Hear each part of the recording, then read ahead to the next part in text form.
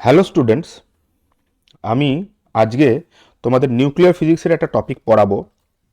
Nuclear ফিজিক্সে আমরা যে জিনিসটা পড়তে চাইছি সেইটা আশা করছি তোমরা আমার কথা ভালো করে শুনতে পাচ্ছ।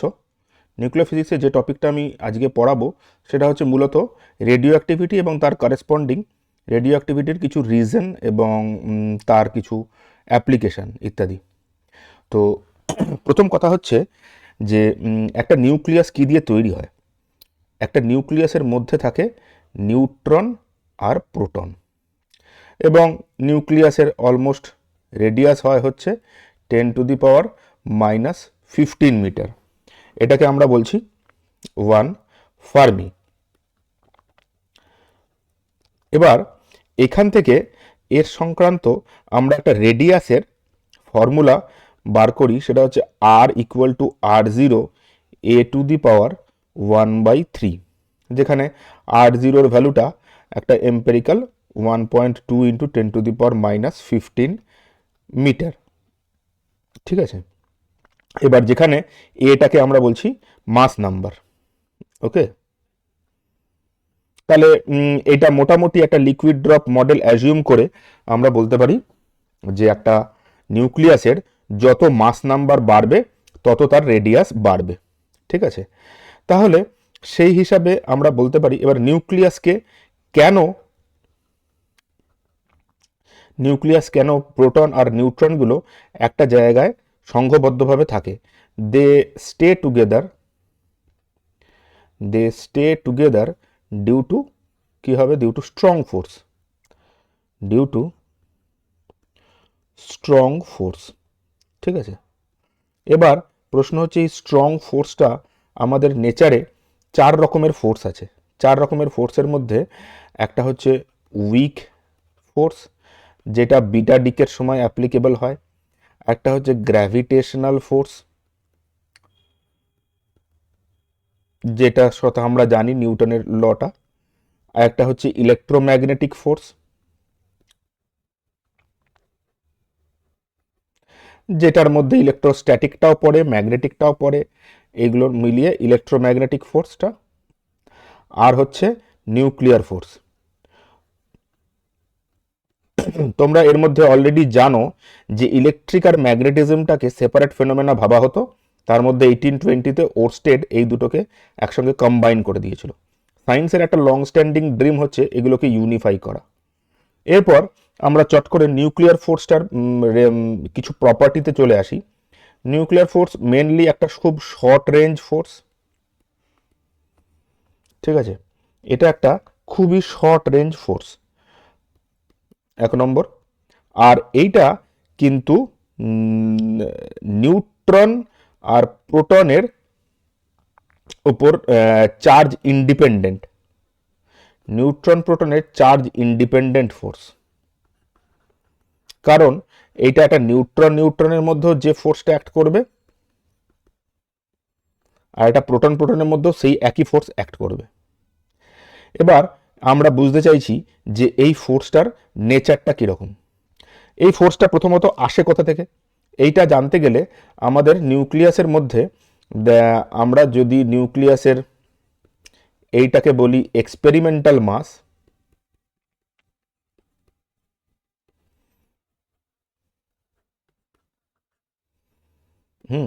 এইটাকে বলছি আমরা এক্সপেরিমেন্টাল মাস। আর জেড যদি তার অ্যাটমিক নাম্বার হয়, একটা নিউক্লিয়াসকে যদি আমি এই সিম্বল দিয়ে ডিনোট করি, তাহলে তাতে জেড সংখ্যক প্রোটন থাকে আর A-Z সংখ্যক নিউট্রন থাকে। ঠিক আছে, তাহলে যে দেখা যায় যে এদের যে টোটাল মাসটা হয়, মানে ইন্ডিভিজুয়াল প্রোটনের মাসগুলোকে সাম করে আর ইন্ডিভিজুয়াল নিউট্রনের মাসগুলোকে সাম করে, তার তুলনায় নিউক্লিয়ার মাসটা কিন্তু একটু কম হয়। তাহলে ZMP plus A-ZMN minus MAZ, এইটাকে আমরা বলছি ভর ত্রুটি বা মাস ডিফেক্ট।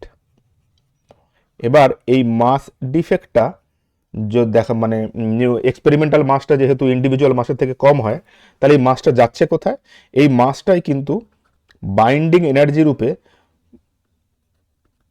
নিউক্লিয়ার ফোর্সকে সাপ্লাই করছে। তাহলে এইটা আমাদের নিউক্লিয়াসকে একসঙ্গে বেঁধে রাখতে সাহায্য করছে। Despite the repulsion of proton and neutron, প্রোটনের যে রিপালশনটা হয় সেটাকে ওভারকাম করে এই ফোর্সটা ওদেরকে বেঁধে রাখতে সাহায্য করছে। এই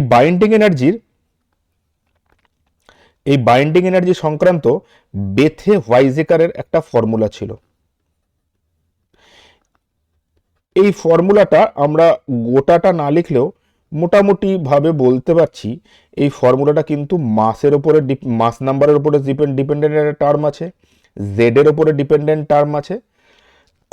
এবার এদের এই যে ডিপেন্ডেন্ট ব্যাপারটা, সেইটাকে ফর্মুলার থেকেও যে জিনিসটা আমরা এখানে বেশি জোর দেব সেটা হচ্ছে এই বাইন্ডিং এনার্জির মাস নাম্বারের সঙ্গে কীরকম রিলেশন। তাহলে সেইটা যদি একবার আমরা দেখি তাহলে সেখান থেকে অনেক কিছু ভালো করে বুঝে যাওয়া যেতে পারে।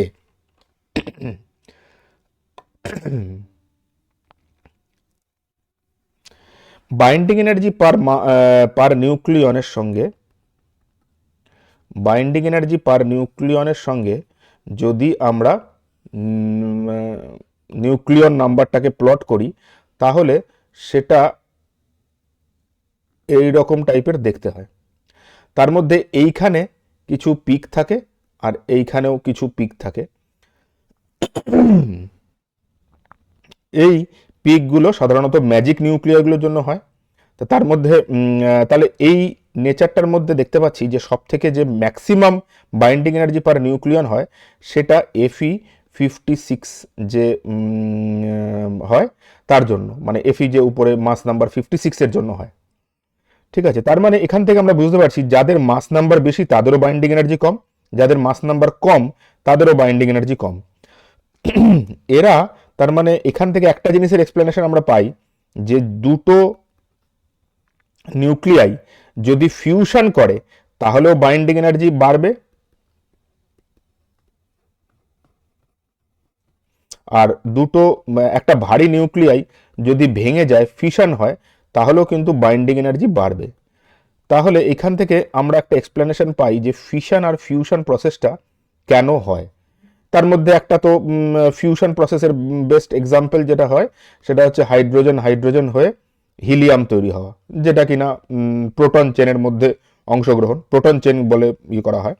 আর ফিউশনের ফেমাস এক্সাম্পল যেটা আমরা সেটা সবাই জানি যে U92-235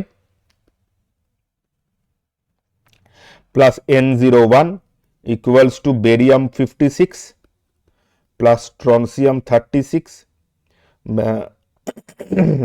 barium 36 plus strontium 56 plus হচ্ছে 3টে নিউট্রন। এই যে এদের টোটাল সিস্টেমটা বেরোলো, বেরিয়াম এই জায়গাটা লিখে দিই। তারপরে দেখা যায় যে এখান থেকে এই যে 3টে নিউট্রন বেরোলো, এই 3টে নিউট্রন কিন্তু আবার পরের ইউরেনিয়ামকে আঘাত করে এই নিউক্লিয়ার ফিশন প্রসেসটাকে এগিয়ে নিয়ে যেতে থাকে। ঠিক আছে, তারপরে যতক্ষণ না পর্যন্ত আমি নিউট্রনগুলোকে অ্যাবজর্ব করতে পারি ততক্ষণ পর্যন্ত এটা কিন্তু চলতেই থাকে। তাহলে বেরিয়াম 56 হলো, আর হলো আমার বেরিয়াম 56টা হলো এর মাস অ্যাটমিক নাম্বার,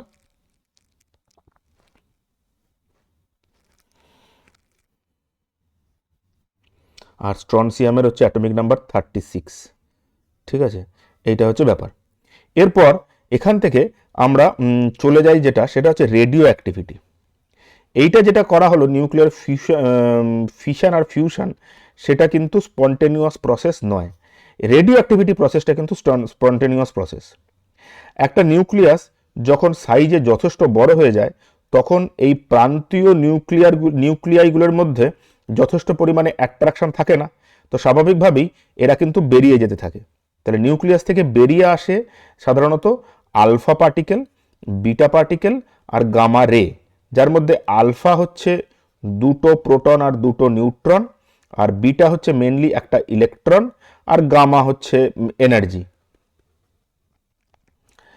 ঠিক আছে, এবার আলফা বেরোনোর যে প্রসেসটা সেইটাকে আমরা এইরকমভাবে দেখাতে পারি, এক্স জেড এ, সেখান থেকে Y Z minus two A minus four plus alpha two four. আর যদি বিটা বেরোনোর প্রসেস দেখাতে চাই, এক্স জেড এ, সেখান থেকে ধরো হলো Y Z plus one A plus beta minus one zero. তো আলফাতে দুটো প্রোটন দুটো নিউট্রন এবং বিটাতে একটা ইলেকট্রন। এই হিসাবে আমরা দেখি যে গামার কিন্তু পেনিট্রেটিং পাওয়ারটা ম্যাক্সিমাম হয়, তারপরে বিটা, তারপরে আলফা। আর আয়নাইজেশন পাওয়ার সব থেকে বেশি হয় আলফার, তারপরে বিটা, তারপরে গামা। এই রেডিও অ্যাক্টিভিটি মানে স্বতঃস্ফূর্ত যে বিঘটনটা ঘটে সেইটাকে এক্সপ্লেন করার জন্য রাদারফোর্ডের একটা ল আছে, সেটাকে আমরা বলছি যে টাইমের রেসপেক্টে কোনো নিউক্লিয়াই যে রেটে ডিসইন্টিগ্রেট করবে সেইটা ডিপেন্ড করছে হচ্ছে সেই সময় যতগুলো নিউক্লিয়াস আছে তার উপরে। তাহলে এবং শুধু তাই নয় যে এইটা যেহেতু বিঘটন ঘটছে, তাহলে আমি এটাকে একটা মাইনাস সাইন দিয়ে মাইনাস ল্যামডা এন বলে লিখতে পারি। এখান থেকে আমি কোথায় যেতে পারি না, dN by N equals to minus lambda dt দিয়ে এইটাকে ইন্টিগ্রেট করলে আমরা ডিএন বাই এন, ধরো যেখানে ইনিশিয়াল নাম্বার অফ নিউক্লিয়াই ছিল এন জিরো, সেখান থেকে একটা এন নাম্বার অফ নিউক্লিয়ার দিকে যাচ্ছে, মাইনাস ল্যামডা ডিটি দিয়ে এখান থেকে তাহলে এটা ফর্মুলা যেটা হলো সেটা ln of N equals to minus lambda T. ln N এর ওপরে আমি লিমিট দিলাম from N zero to N, তাহলে এখান থেকে আমার হলো ln N by N zero equals to minus lambda T, বা এখান থেকে N equals to N zero E to the power minus lambda T. এটা হচ্ছে আমার রাদারফোর্ড সডি ল, রাদারফোর্ডের ফর্মুলা, যেখানে এই ল্যামডাটা হচ্ছে একটা কনস্ট্যান্ট। এবং তোমরা এখান থেকে দেখতে পাচ্ছ এই ই টু দি পাওয়ার ই যেহেতু একটা ন্যাচারাল নাম্বার 2.713, এবং তাহলে এবং এন হচ্ছে একটা নাম্বার, এন জিরো একটা নাম্বার, তাহলে ডেফিনেটলি ই টু দি পাওয়ারের উপরে যেটা আছে সেটা একটা সিম্পল নাম্বার হতে হবে, ডাইমেনশনলেস নাম্বার হতে হবে। তাহলে সেখান থেকে আমরা বলতে পারি ল্যামডার যে ইউনিটটা হবে সেটা কিন্তু 1/সেকেন্ড হবে, মানে টাইমের রেসিপ্রোকালে হবে। টাইমের রেসিপ্রোকালে না হলে উপরটা কাটাকাটি যাবে না, ঠিক আছে। এবার এখান থেকে আমরা ফার্দার ডেভেলপ করে দরকার হলে হাফ লাইফের দিকেও যেতে পারি, ঠিক আছে। তাহলে এরপরে তোমাদের এখনো পর্যন্ত কোনো কোয়েশ্চেন থাকলে আমাকে তোমরা ডেফিনেটলি বলতে পারো, ঠিক আছে। ওকে, থ্যাংক ইউ।